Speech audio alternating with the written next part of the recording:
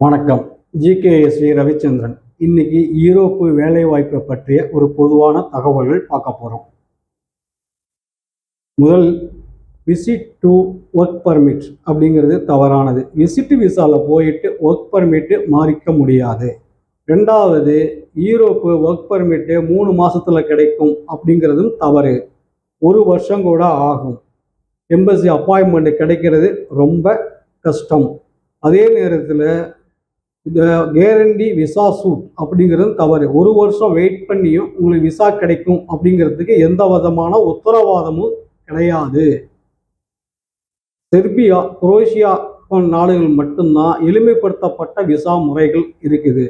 நீங்கள் social media பார்க்குற மாதிரி யூரோப்பு நடைமுறைகள் எளிமைப்படுத்தப்படலை. இருக்கிற நடைமுறைகளை இன்னும் கடுமையாக்குறாங்க.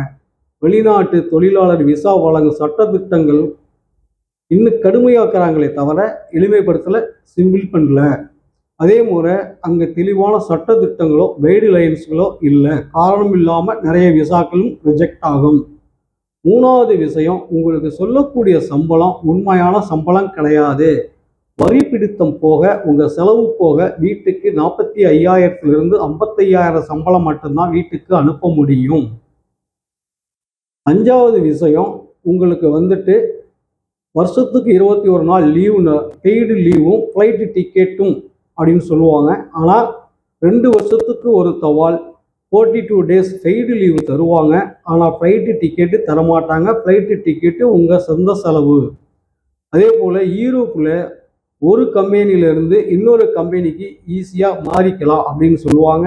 இல்லை, நீங்கள் வேலை செய்கிற கம்பெனியுடைய பெர்மிஷனோ என்ஓசி இல்லாமல் இன்னொரு கம்பெனிக்கு நீங்கள் மாற முடியாது.